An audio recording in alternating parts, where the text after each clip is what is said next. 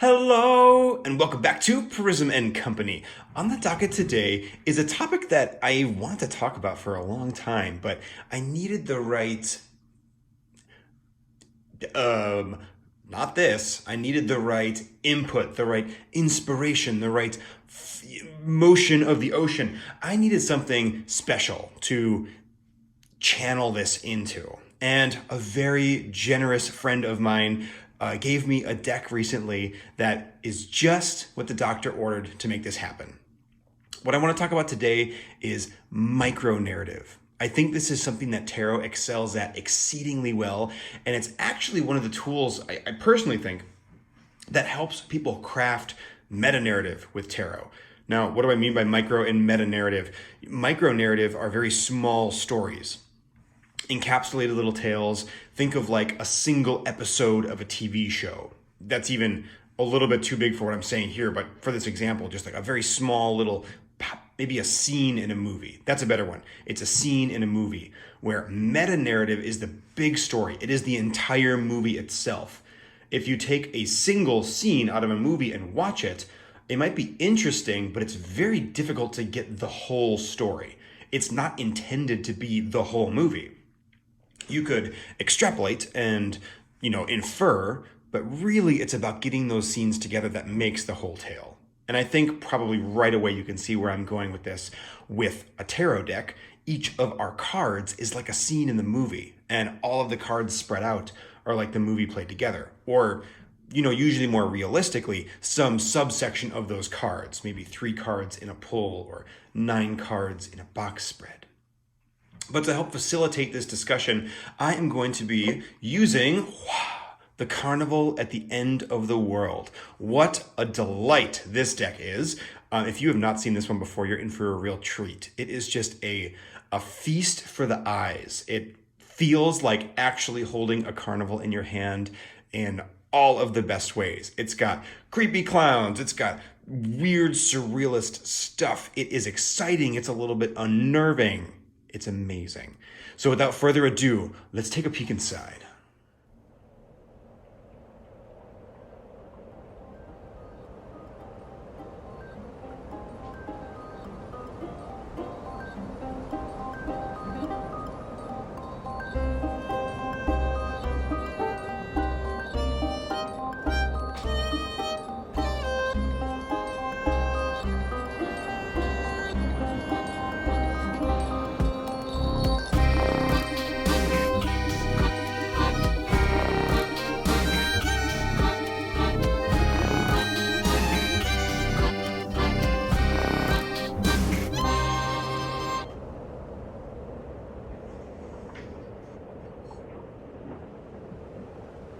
So, how do we do this, you say? Well, first I have to put on a terrible, that feels better, terrible French accent and whisk you away into the world of make-believe. Okay, I feel like that is more than enough of the terrible French accent.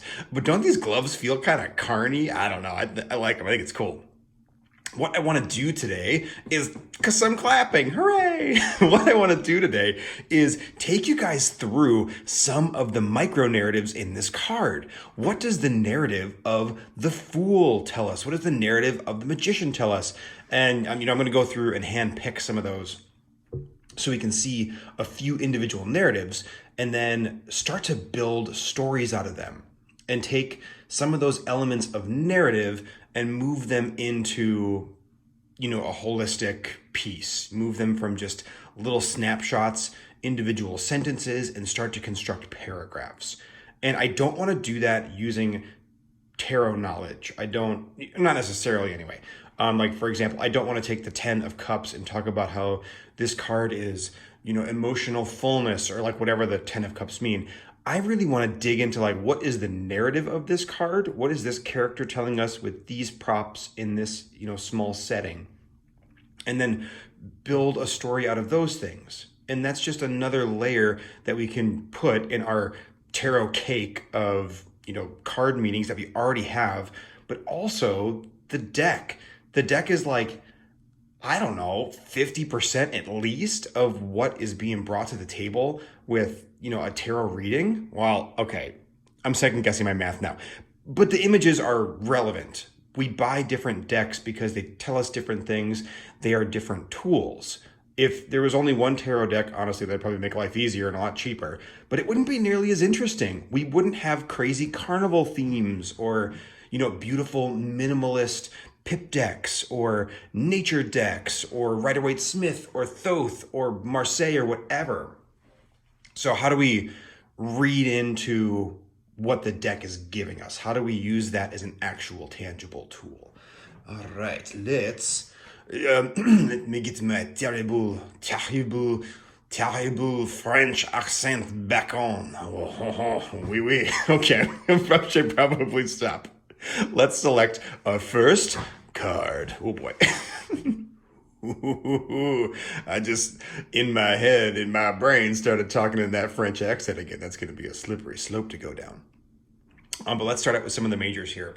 And I want to talk a little bit about the compositional construction of these cards first, because they do something that just taps in so deep to my inner nerd, and I absolutely love it. These cards read like minifigs to me. Busting out the ultra nerdy lingo here. A minifig or a miniature figurine is what you would use in a board game if you have a little representation of a character or an enemy or something. If you have ever played like tabletop games like Dungeons and Dragons, you often have a little minifig representing your character, and it sits on a round base. And what am I doing? Let me grab one. Colin Campbell, master of the visual aid. So check this little guy out. This is a little wizard here. He's got his crystal ball and some crystals in there. And you can see he's sitting on a base. It is just this, little character that you might move around a board or use to represent you as the player. This little guy here is exactly what I see going on in these. It's a tiny little story. He is, it's as if he's been ripped out of the world and we're just seeing this one little tiny snapshot in time. That's true of all these. It's literally a figure standing on a base. These are like narrative mini figurines almost. They are stand-ins for a character in a specific place, in a specific time, telling a specific story. But the cool thing here, as I take away the thing I'm actively talking about, this one is not giving us a lot of context as to where he's at. There's a little bit of like stone texture. So maybe he's in a temple or something, or perhaps in a deep dungeon. But there's not a ton going on except for the crystal ball, but that's really the object on top. Where these give us a lot more interesting narrative. They can be, standing on different places with different objects on top of them. Sometimes at different heights. All of these things help to inform the narrative. Okay, well. It's been a hot minute since I've actually recorded a video, and I think I just forgot how to not go completely off the rails, but I love it. And here we are. Let's take a peek first at the Fool. Now, this card is so much more than just the base. The base will tell a greater narrative in some of these cards. A teaser, like the Devil, for example, has this really cool, intricate base that it's going to really help weave what we're talking about here. But the Fool starts off on stone, flat, shallow stone, which I think is a great way to depict this card. The Fool is unformed in many ways. It is the beginning of our journey. It's just taking off. The idea that it would be going through interesting terrain wouldn't necessarily feel right to me. Here we have a little monkey behind him with some bananas down below. And I do like this little moment of a drop in altitude here, a very small one, and then this little shelf where the bananas are resting. It gives the whole composition this feeling of beyond the border. You could imagine the Fool or this monkey stepping down here and then being able to step down again off onto another plateau, another surface. So it hints at what's happening around, but it's very much just focused visually on what's here because obviously that's not depicted. Now, what is depicted in the card really primarily is this stick with all of these figures hanging down from the strings here. And if we look at these, a lot of these things are actually in the deck themselves. I recognize like the 3 of Wands, I believe here, or the 2 of Wands. There's lots of costumes that you'll see throughout the deck itself. It's as if he's already carrying with him everything, but just doesn't realize it yet.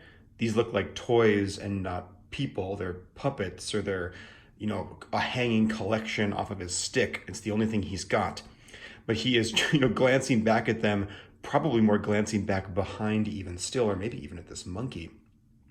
Just wondering, like, what the heck am I doing? He's not paying attention to where he's going moving forward, further reinforced by that really strong vertical line on this stone here. Just like, if there is something, we don't know what it is yet. We are not tuned into that context.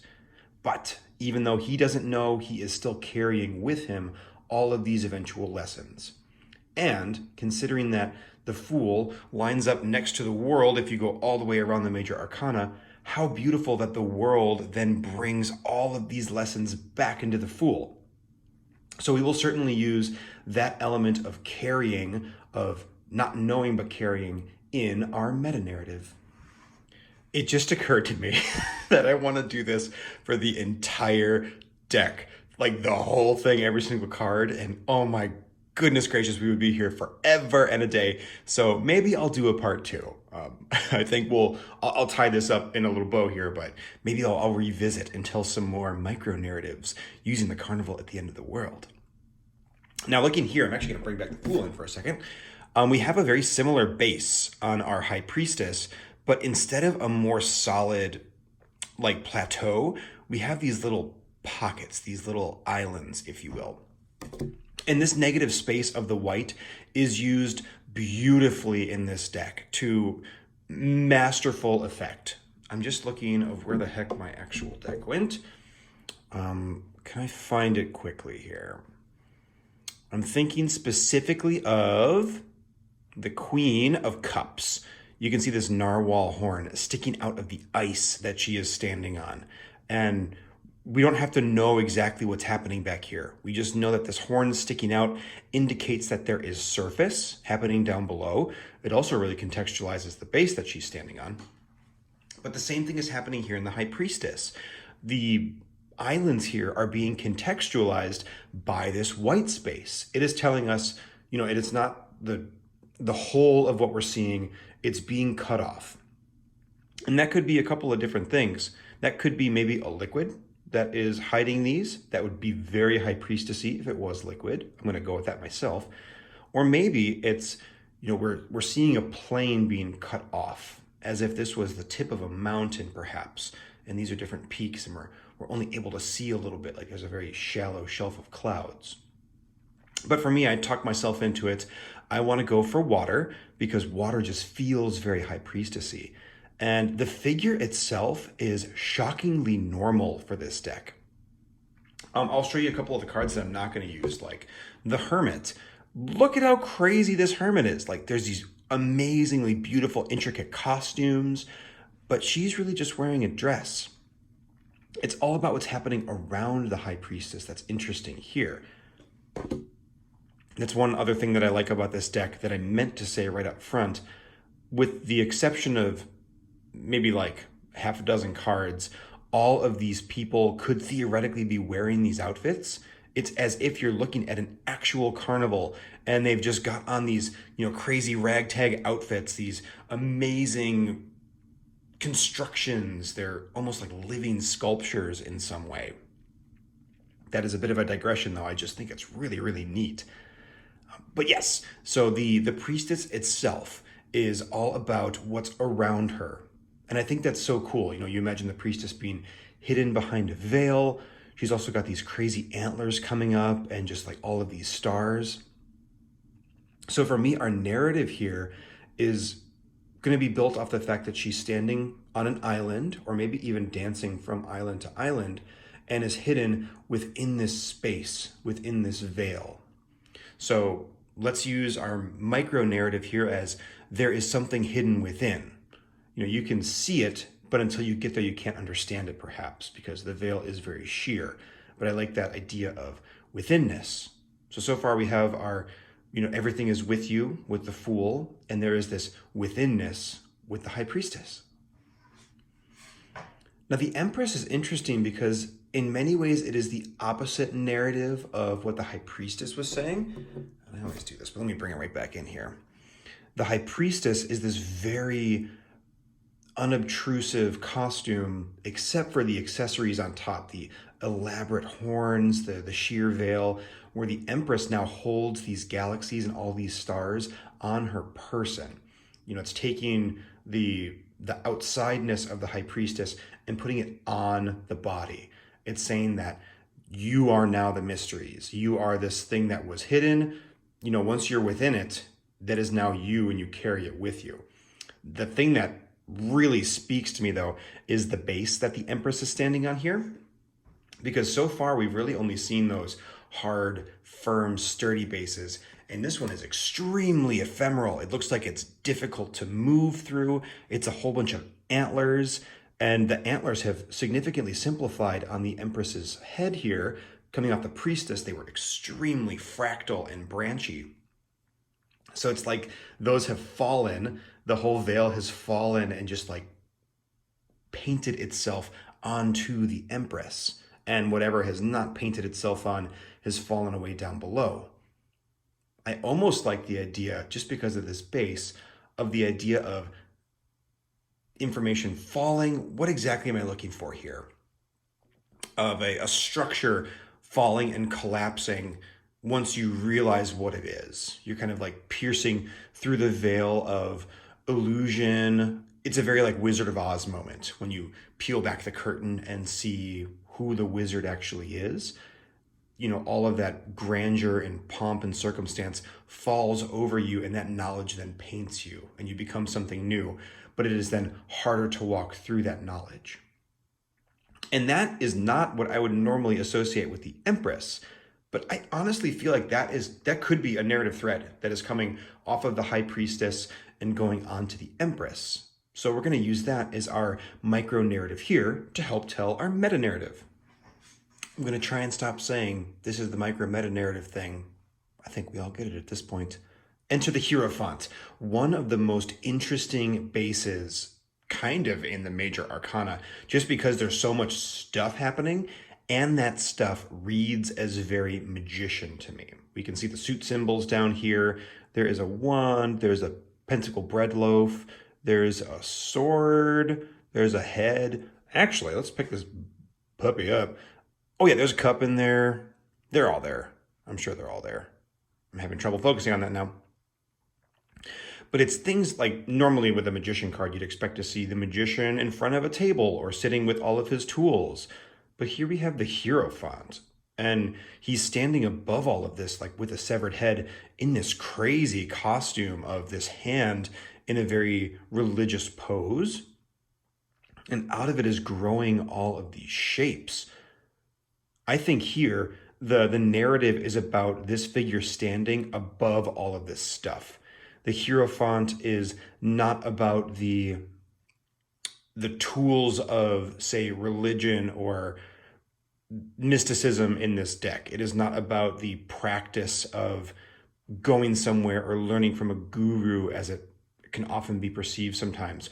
All of those things are left at the Hierophant's feet, and they're dead. There's literally a severed head down here, though. Those are dead.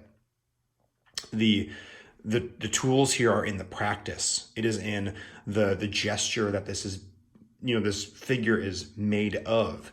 And you can see his head peeking through here. It's a costume that he's wearing.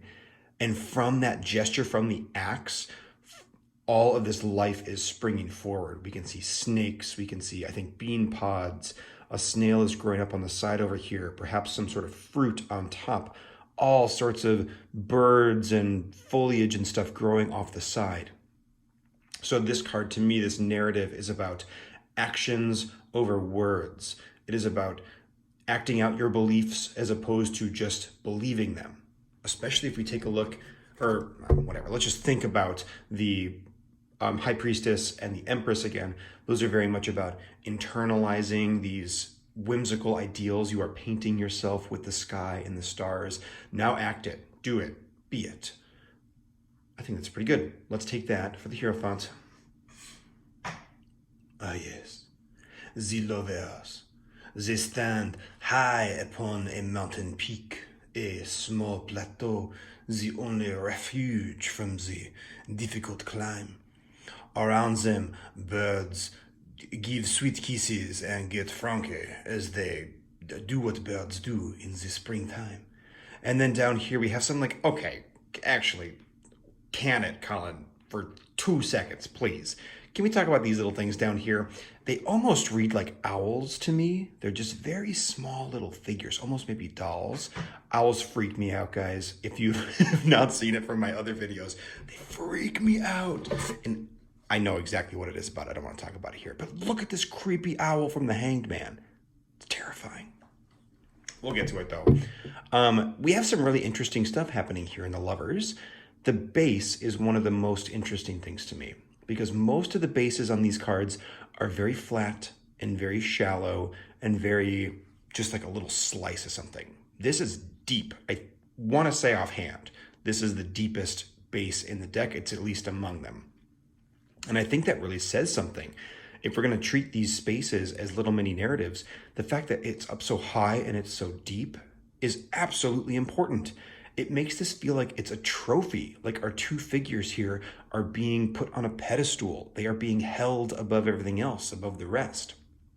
So I'm certainly going to work that into the narrative, that this is something so lofty and high that you have to be a bird to get there. You have to fly in. I'm not even going to view these people as, actual humans just because of the context of this base. This is almost like a vision of something. This is what we're trying to achieve. This is our goal. And these people are in this bridge costume being held together. And it is, this is interesting. So this is like connection. So we are striving for connection. And I'm going to use their nakedness as another visual symbol to reinforce the fact that they are not real. Obviously, in the context of this being a carnival of characters, they're real. But symbolically, they're not real because their costumes are the things we're focused on here. Those are the things actually building out the world. So this might as well just be invisible in the center because it's just people. It's just the actor. It is just the stage upon, or the stage upon which the set is built. So we're not to pay attention to the set at all. Ooh, I like that. It's very interesting. And it also, again, just helps to reinforce how distant away that connection is from the base. And from what I understand, this deck is very much about climate change and global warming and that idea of like human connection being lofty and disconnected and distant fits right in. So that could certainly be an element here too. So just to tie a pin on this, my micro narrative is going to be that connection is distant and lofty, but is the goal. It is something that is like a trophy, something that we are chasing for and that we want and need. And those owls are still there.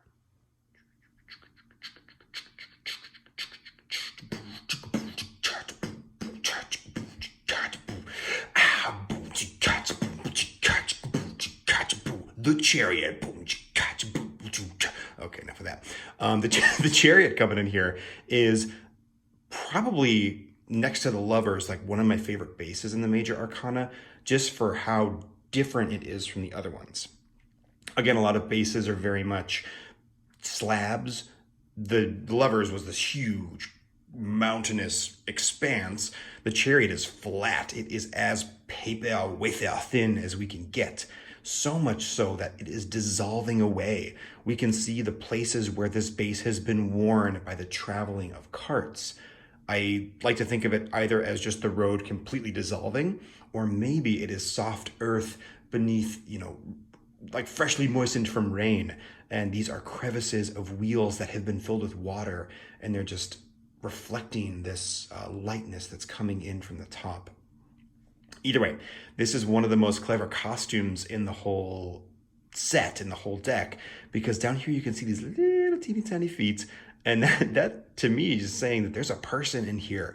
There is a person wearing this chariot as a costume, and it is really trying to put you off kilter because there are other costumes on top, so it itself is not reading as a costume. And I think that kind of like trickstery element is going to be my little narrative that I read in here, because ultimately this chariot is still moving. That is what's happening here. There's nothing pulling it. It is all self-driven from within, but it's giving you this veneer of like, oh, someone else needs to pull it because this is just an object. These are just things. So let's see, how can I weave this into our little sentence fragment? Move forward, but don't be flashy about it. You know, motivation comes from within, perhaps. Or actually, no. Boy, all these are like a little bit mischievous, but it makes sense because this deck feels a little mischievous. Maybe like hide your motivations. Continue what you're doing, but hide your motivations, because we have this person hidden within and clearly trying to circumvent some ideas. Okay, cool. I like that as my little narrative fragment here, and I look forward to seeing how that comes into play. For anybody waiting for it, know that I have taken out the Hanged Man officially because the owl creeped me out too much. Sorry if you wanted to hear me freak out about owls, but I live alone and it's late and I have to go to bed at some point, and that's that. Here we have Temperance, or Temperance as it is often known. This is a really cool card because of how different the scale of the base is. I talked about scale a lot in my True Black video, the idea of something feeling much larger or much smaller. And this is really curious because our base is a massively small scale. Imagine these little bushes or these little clumps are trees. They are rows of trees around this, sphere here. That would make this figure absolutely massive. Where if we were to take a look at, say, the anything Hierophant here, that is a normal sized person. That severed head is weird, but it's the same size as that normal head. Severed heads are not non-normal heads. They're just not attached in a normal way to a normal body. That head's totally normal. But here, this person is gigantic, if we are to believe this. Now, I could 100% imagine a world where this is a fabricated base. I don't know if this conversation is necessary, but everything else is fabricated in this deck. They're building elaborate costumes. Why not fabricate a miniaturized base too? I think that's super cool. But we have this person wearing a bird's costume, and we can actually see their eyes through the veneer, the fabric words are escaping me. The sheerness of that fabric, yeah? I'm gonna call that right. Tim Gunn is gonna hate me from Project Runway. Is that even relevant anymore? I feel like it hasn't been around forever. Doesn't matter. Doesn't matter because it's still there. We can still see the eyes. We can see this bird face on top. And then we have all these eggs, these beautiful blue eggs, one being supported up here, one pouring down into another that is cracked open, spilling then onto the earth and irrigating all of these trees. So cool. But what's our narrative here? I think our narrative has to be about the scale. That is a hugely integral part to this composition. The fact that we have this itty-bitty scale with this giant figure. So this is an idea that is larger than life. And I could read this red bird as perhaps like a phoenix. So there is this rising, there's this element of rebirth here. And that rebirth then waters the ground. So there's something about, oh boy, man, this deck does feel very like environmental. The earth itself being reborn, and from that rebornness, watering itself. So we'll say things maybe go in cycles, or when something is hurt, we can use it to heal. Yeah, something in that narrative vein. I think that will make more sense once we get a few cards out in the spread. Now, another thing that I should have brought up at the very beginning of the video, but here we are. Let's take a mid-video break. Break. I'm going to be talking about 9 of these cards, and then I'm going to shuffle them up and do some readings, taking those micro narratives, superimposing them on top of the card meanings, and then doing some real readings with them. Real readings. There's going to be no question, no client, but hey, that's what we're doing. And here we are. This has been, we're going to bring the exit of the break down a little bit. This has been a break with Colin in the middle of the video. I really hope you enjoyed it, because I sure did. Wow. This deck is so cool.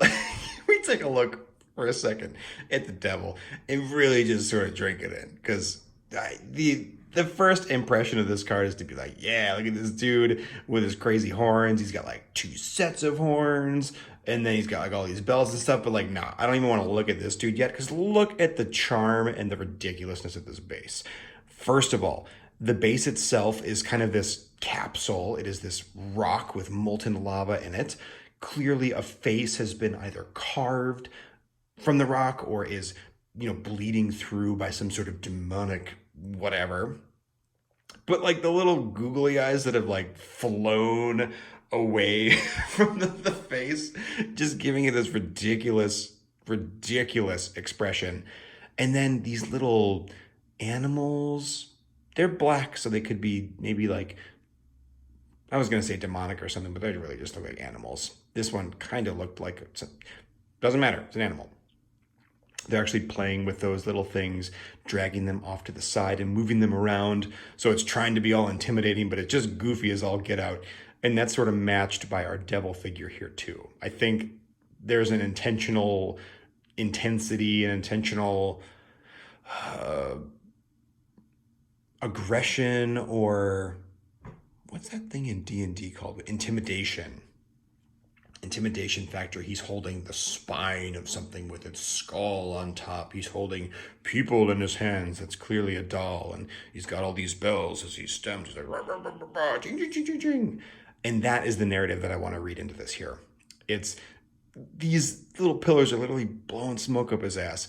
This is supposed to read as scary, but it is not. It is falling apart at the seams. It's totally a sham. And I think I'm going to use blowing smoke up your ass as kind of a little micro-narrative snippet to extract out of this. Oh, I just love it. And just the charm and the weirdness of this deck, I cannot get enough. I picked a card for the last one, the Moon in this case, that I didn't really know what to say, because why not riff with you guys on camera? I think it'll be fun. The Moon is one of the most capturing costumes. That's not really a word. It is completely surrounding this figure. It looks like it's very difficult to move. Even consider the Chariot. That was a totally overwhelming costume, but it was still very mobile. Like, it was designed to be mobile because you can see the feet here and they can move along. This is as encompassing as the Chariot, maybe a little bit less because we can see the head. But there is a complete immobility here. She is bound by all of these moons encircling her, And then we've got our little crab friend, which I am going to name Bartholomew, who is crawling up and pinching at all of these little orbs. And then sleeping dog, perhaps, sleeping wolf over here. So there is a stoic figure who is trapped and cannot move, that is under some sort of duress. And there is a potential savior from that duress who is sleeping nearby. I'm going to say that this is all, oh, this is so cool. I just noticed that all these moons kind of have their moon phases around them. Like we can see highly illuminated full moons, and then they kind of get to half moons, and then crescent shadowed moons on the other side.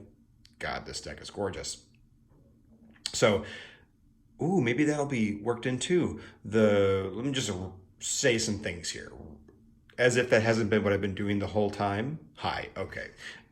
Welcome to another mid-video break, where I break down exactly what's been happening this whole time. You see, I have been saying words to you, and you've been listening to them. Well, at least theoretically. My analytics show me that you've only listened to the first 7 minutes of the video, but I digress. Let's get back to the card. Okay. So here we have the moon phases that are trapped and under attack. Sure. Let's spin our micro narrative here as obligation to process that there is uncomfortability in change, but you have to just let it happen. That one feels very moon to me, and it feels very much like the card. There is uncomfort in change, but you have to let it happen. Spectacular. Okay, that brings us to 9 cards, which is very, very exciting. I'm going to grab the whole set here. We're going to give these a shuffle while we look at the beautiful, awesome card backs. Can you imagine, this is what I imagine, I should say, I imagine a tent rolling up in the middle of the night. Like you wake up and all of a sudden there's this tent there, and this is the fabric on the outside. And there is no naming of the tent. There is no advertisements. It's just softly playing music as people stumble upon it. And then you see all of this craziness on the inside. These are, I don't think you have exhibits in a carnival, but these are all the different acts. Each time the ringmaster brings something new on, all the lights go dim. A single spotlight is shown in the ring, and we see this tiny little snippet of narrative. And then the lights go off, and another one illuminates, and it's a completely different experience. So dang cool. This deck reads so much like a carnival, and it's just tickles me pink. Absolutely pink. All right, we'll give this a little shuffle, and then I'm going to come back to pull 3 cards and see what kind of readings we can do. I say come back like I was going somewhere, but let's pick up this one, and this one. Oh, yes. And all of these off to this side. Let's see what we got. So we have the Fool, we have the Lovers, and the High Priestess. Now, just to remind myself here, the Fool was very much about carrying all of these things with you, but not being able to realize it.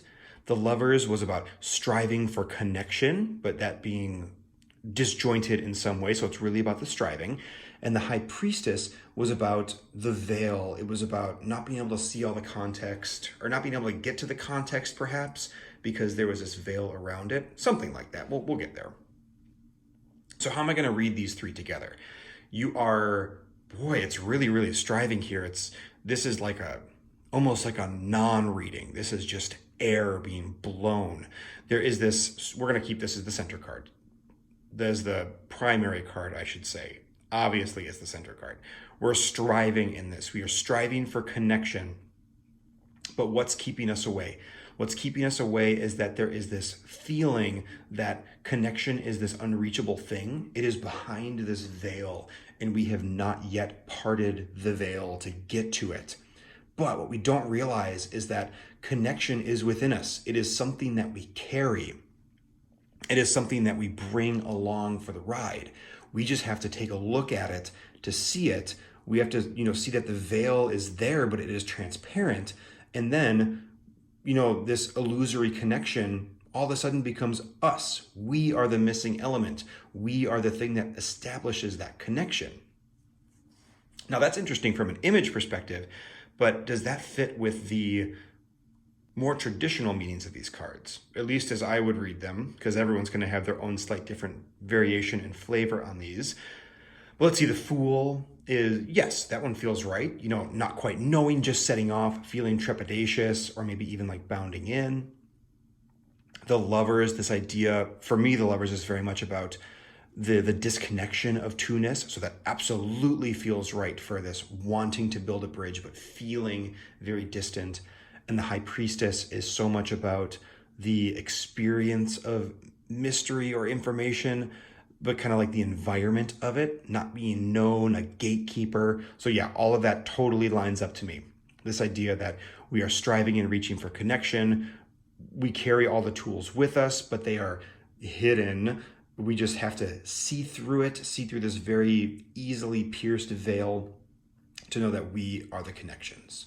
Just lovely. I think this is really neat how lovely they have woven in the meanings of these cards in these super surrealist ways, and then paired it with interesting bases just to help reinforce the narrative in just little teeny tiny bits. Let's take a look at reading number 2. Whoa, that was in my head was supposed to be like, nope, like with no additional assistance. Wow, look at how great those spread out the very first time. I want this card, and I want this card, and I want this card. It thought it was going to get away, but there is no escape from my ineffable eye. All right, whatever. So let's take a look here at the Devil, the Hierophant, the Empress. And just to remind myself here, we have blowing smoke up your ass. We have the idea of actions being the real vitality and not thoughts or materials or system.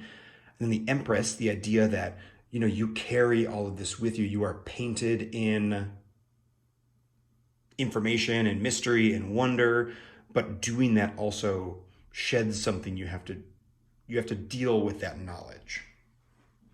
So, one of my very favorite YouTubers, Tom Benjamin, talks all the time about questions and how important a question is, because this could go a lot of different ways depending on our narrative. But let's just read it as a story. Let's say we'll kind of kick it with that. You are blowing smoke up your own ass. You are trying to act it, but you're not really living it. And then once you finally, man, it always friggin' works. Just read the cards, read what you see.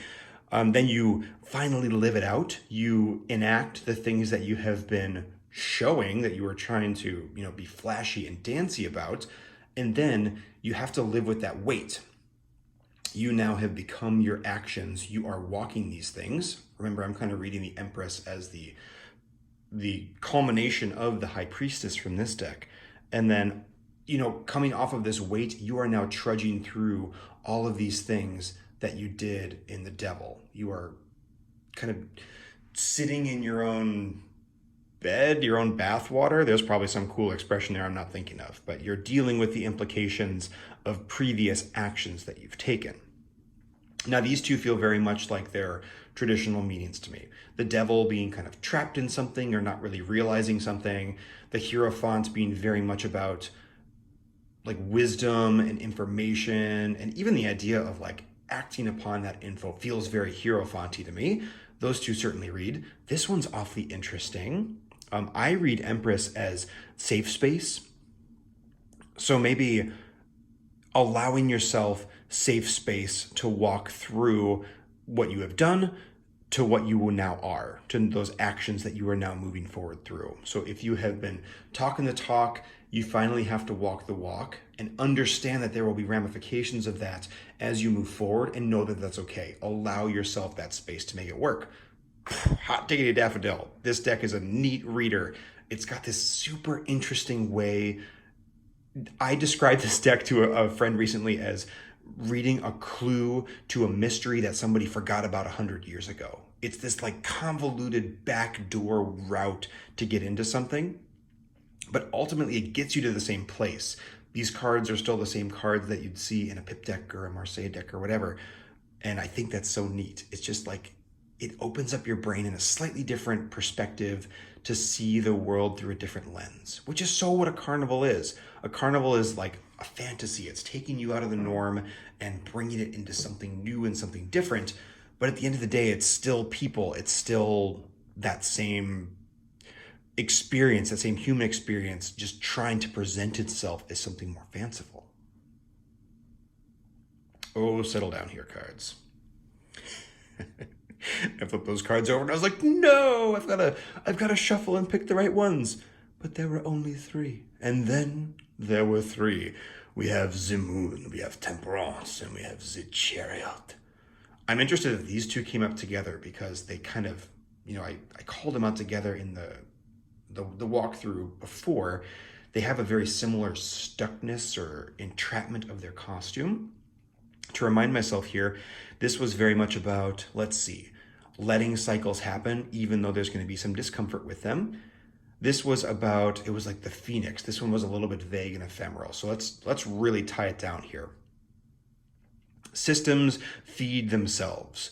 You have to let a system breathe and, give birth to the solution that is going to eventually fix it. So I like this idea of like cyclical narrative that will feed into itself. We'll kind of continue to crunch that down because that's still pretty vague. And then the Chariot is all about, it was about what, hiding your motivations for me here, because it's this person walking, but it's trying to like hide what's going on. So let's read this again. We have cycles that are happening, changes that are coming, but they're uncomfortable. But we have to let those changes happen because the implications of these changes will eventually feed into what we want. But we can't necessarily let people know that yet. We have to continue to trudge on and move forward, even though we are kind of stuck and actively changing because we are waiting for this process to happen. I like that these cards feel very crunchy and down to earth. And what I mean by that is their bases are very much in scale with their characters. Again, remember Temperance here. The base is extremely small looking, which makes the figure super bombastic and big. So we have what's happening on the surface here. Changes are happening that are uncomfortable and we're feeling stuck and we're hiding our motivations as we're moving forward for this much bigger thing that's happening in the background. We are waiting for these changes to blossom and give voice, give purpose, give flow, give the ability for the solution to take hold and actually finish the change.